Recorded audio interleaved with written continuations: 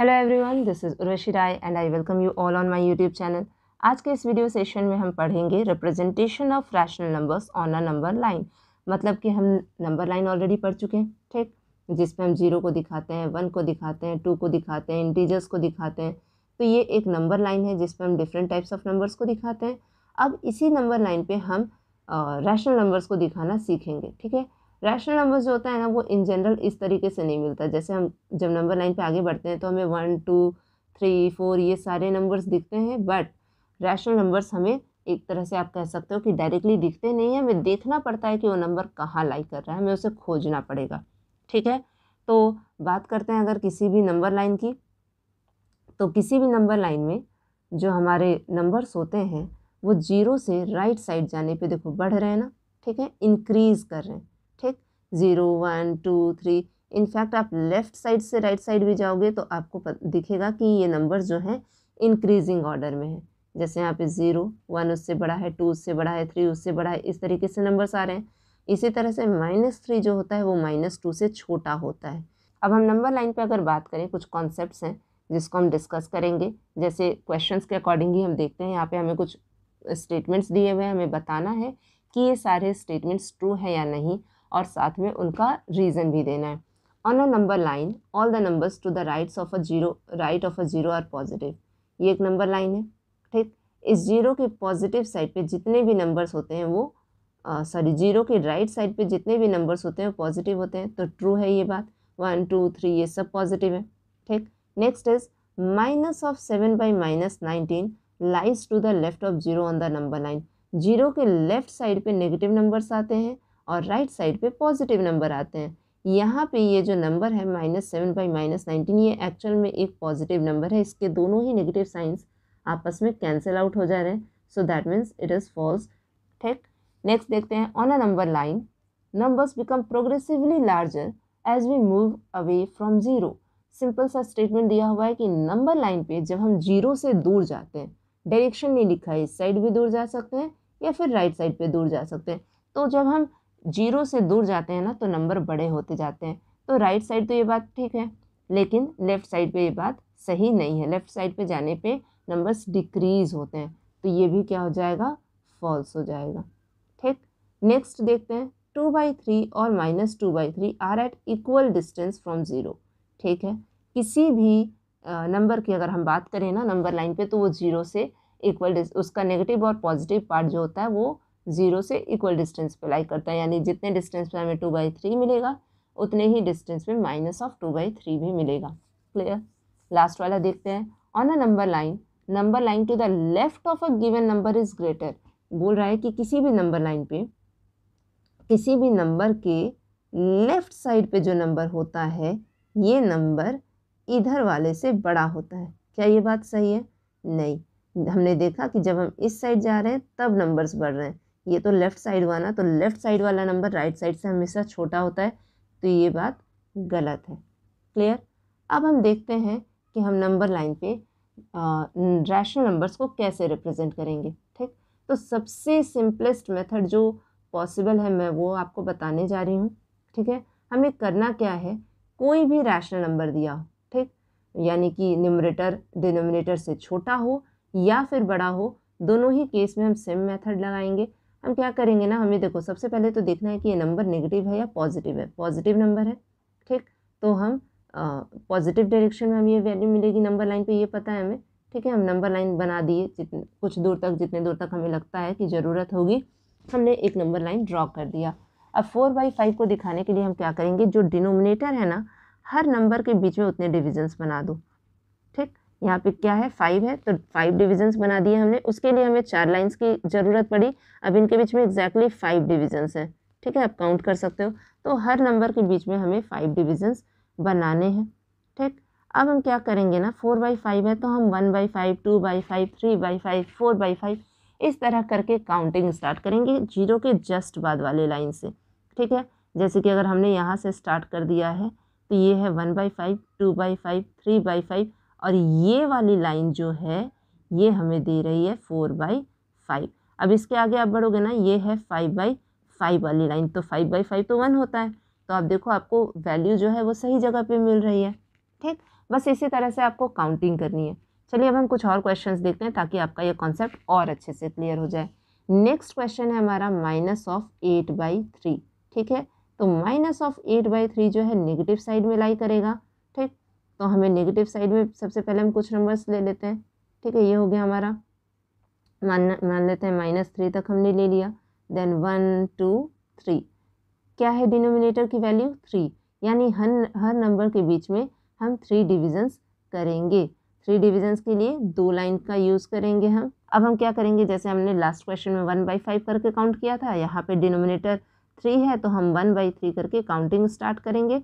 1/3, 2/3, 3/3। ठीक, और ये काउंटिंग लेफ्ट साइड में होगी क्योंकि जो नंबर हमें दिखाना है वो नेगेटिव है। तो अगर मैं फर्स्ट नंबर से फर्स्ट प्लेस से स्टार्ट करती हूँ तो ये हो जाएगा -1/3, -2/3, -3/3, -4/3, -5/3, -6/3, -7/3, और ये मिल गई हमें लाइन -8/3 की। क्लियर? तो सबसे आसान तरीका तो यही है कि डिनोमिनेटर जो मेंशन है उतने पार्ट्स में, नंबर लाइन के बीच में उतने पार्ट्स डिवाइड कर दो और उसके बाद काउंट करो, आपको खुद ब खुद वो नंबर जो आपको रिप्रेजेंट करना है वो मिल जाएगा। चलिए देखते हैं नेक्स्ट क्वेश्चन, दैट इज़ 5/2। ये 5/2 है। ठीक है, तो हम क्या करेंगे, नंबर्स रिप्रेजेंट कर लेते हैं, 0 1 2 3 4। चलो पॉजिटिव साइड हमने पॉजिटिव साइड कर लिया। कितने डिविजन्स करने होंगे, 2 डिविजन्स। डिनोमिनेटर की वैल्यू 2 है। ठीक, उसके लिए हमें एक लाइन की ज़रूरत होगी। हमने डिविजन्स कर लिया, अब हम काउंटिंग कैसे स्टार्ट करेंगे, 1/2, 2/2, 3/2, 4/2, और ये मिल गई लाइन हमें 5/2। 5/2 को सॉल्व करके देख लो कितना आएगा, 2.5। तो 2.5 एग्जैक्ट 2 और 3 के बीच में लाई करती है ना, एग्जैक्ट बीच में आ रही है ये वैल्यू। ठीक, चलो नेक्स्ट क्वेश्चन देखते हैं। नेक्स्ट क्वेश्चन है हमारा -7/3। क्लियर है? तो -7/3 दिखाने के लिए हम सेम स्टेप यूज़ करेंगे, नंबर लाइन ड्रॉ करेंगे, 0 को दिखाएंगे।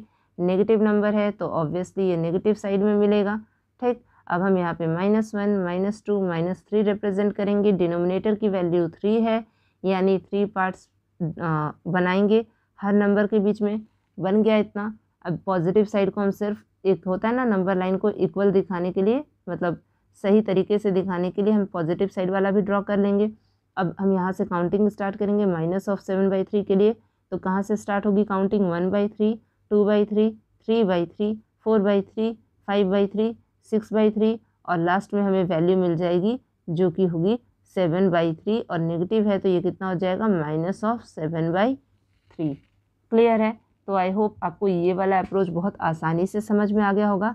इसी तरह से कुछ और क्वेश्चंस दिए हुए हैं बुक में, तो हम उनको भी कर लेते हैं। -3/5, तो हम नेगेटिव साइड करना है तो हम नेगेटिव साइड नंबर दिखाएंगे, 0 1 2, -1 -2।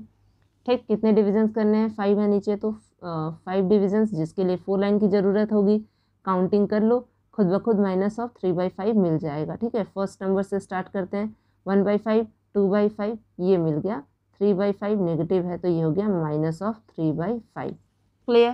तो ये जो है ना, ये क्वेश्चन बेसिकली बच्चों को बहुत टफ लगता है, फर्स्ट टाइम पढ़ते हैं, इसीलिए मैंने सिंपलेस्ट से सिंपलेस्ट मेथड निकाल दिया है ताकि आप बहुत ही आसानी से नंबर लाइंस को नंबर लाइंस पे रैशनल नंबर्स को दिखा सको। ठीक, अब देखते हैं 2/-3। अच्छा नेगेटिव नंबर है तो इस साइड आएगा, है ना।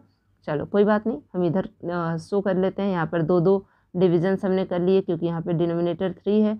तो जब हम काउंटिंग स्टार्ट करेंगे फिर से हम वैसे ही स्टार्ट करेंगे, 1/3, 2/3, तो ये तो मिल गया -2/3। स्टैंडर्ड फॉर्म ये होता है तो हम इस तरीके से लिख देंगे। नेक्स्ट क्वेश्चन देखते हैं। Next one is 3/4। ठीक है, अगर आपको ये क्वेश्चन क्लियर ना दिख रहा हो तो ये है 3/4। अब हम इसको पॉजिटिव साइड में दिखाना है, ये तो हमें पता चल ही रहा है, 1 2। चलो कितने डिविजन्स करने होंगे, हमें 4 डिविजन्स करने होंगे। उसके लिए 3 लाइन्स हमने ड्रॉ कर ली। अब काउंट कर लेते हैं, 1/4, 2/4, और ये मिल गई लाइन हमें 3/4 वाली। ठीक, चलो लास्ट क्वेश्चन देखें। ये है -4/-7। ध्यान देने वाली बात है कि ये एक पॉजिटिव रैशनल नंबर है, तो इसको जब हम रिप्रेजेंट करेंगे तो ये कुछ इस तरीके से होगा। कितना डिवीज़न करना है हमें, नीचे 7, तो मान लेते हैं हम थोड़े डिस्टेंस पे इसको ले लेते हैं, 1 को 2 को। ठीक, अब 0 से 1 के बीच में कितने डिविजन्स करने हैं हमें, 7 डिविजन्स करने हैं तो 6 लाइन्स की जरूरत पड़ेगी। और काउंट करना स्टार्ट करेंगे हम जैसे करते हैं 1/7, 2/7, 3/7, ये मिल गई लाइन 4/7 वाली। ठीक है, क्लियर। तो आई होप आपको ये रिप्रेजेंट करना तो आ गया। अब आपको आपके कंफर्ट के लिए, यानी बेसिकली आप क्वेश्चन को सही तरीके से कर रहे हो या नहीं, इसके लिए मैं कुछ और कॉन्सेप्ट्स बता रही हूँ। तो अगर आप उसको सुन लोगे ना तो आपका रिप्रेजेंटेशन सही है, इसको लेकर आप थोड़े श्योर हो सकते हो। ठीक, तो यहाँ पर न्यूमरेटर जो है डिनोमिनेटर से छोटा है, तो जब भी न्यूमरेटर डिनोमिनेटर से छोटा होगा, जो रिप्रेजेंटेशन होगा ना वो 0 से 1 के बीच में ही होगा। अगर नेगेटिव है तो 0 से -1 के बीच में, पॉजिटिव है तो 0 से 1 के बीच में। अब जितने भी क्वेश्चंस अभी तक आपने किए ना वो सारे क्वेश्चंस देख सकते हो। देखो यहाँ न्यूमरेटर छोटा था तो देखो 1 और 0 के बीच में ही 1 है रिप्रेजेंट। ठीक, इसी तरह से 2/-3 ये भी 0 और -1 के ही बीच में आया। ठीक, इसी तरह से नेक्स्ट देखें -3/5, तो ये भी जो है 0 और -1 के बीच में आया क्योंकि नेगेटिव था। यानी कि अगर न्यूमरेटर डिनोमिनेटर से छोटा है तो रिप्रेजेंटेशन जो होगा रैशनल नंबर का वो 0 से 1 के बीच में होगा। क्योंकि आप डिवाइड करके चेक कर सकते हो, ये जो 3/5 होता है इसको डिवाइड करके चेक कर लो, ये पॉइंट में कुछ आएगा 0 पॉइंट समथिंग, तो ऑब्वियसली 1 से छोटा है तो 0 और 1 के बीच में ही तो लाई करेगा ना। नेगेटिव है तो नेगेटिव साइड, पॉजिटिव है तो पॉजिटिव साइड। क्लियर। और बात करते हैं अगर वैसे क्वेश्चंस की जिसमें डिनोमिनेटर बड़ा है, जैसे यहाँ पे सेकंड क्वेश्चन है -8/3, 5/2 और 7/3।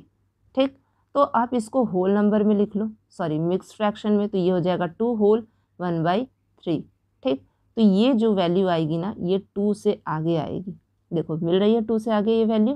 ठीक है, यानी होल नंबर जो है 2 और नेक्स्ट जो होल नंबर होगा 3 उसके बीच में ये नंबर मिलेगा।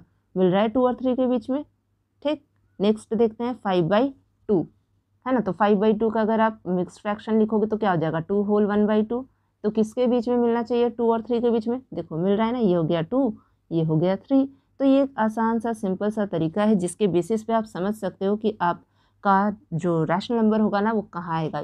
इसी तरह से जो 8/3 है इसको हम लिख सकते हैं 2 होल 2/3, तो इसकी वैल्यू 2 और 3 के बीच में लाई करेगी। ठीक, तो आपने सीख लिया कि हम रैशनल नंबर्स को कैसे रिप्रेजेंट करेंगे एक नंबर लाइन पे।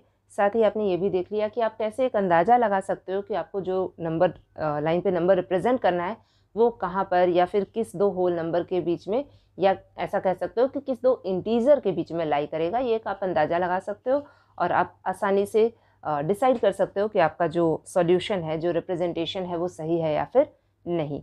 तो आई होप आपको ये कॉन्सेप्ट अच्छे से समझ में आ गया होगा कि हम रैशनल नंबर्स को नंबर लाइन पे कैसे रिप्रेजेंट करते हैं। नेक्स्ट पार्ट ऑफ वीडियो में हम आगे के कॉन्सेप्ट्स को डिस्कस करेंगे। अगर किसी भी तरह का डाउट है, कोई कन्फ्यूज़न है, तो आप अपने क्वेश्चंस को नीचे कमेंट सेक्शन में पूछ सकते हैं। So till then thank you and stay tune to my channel.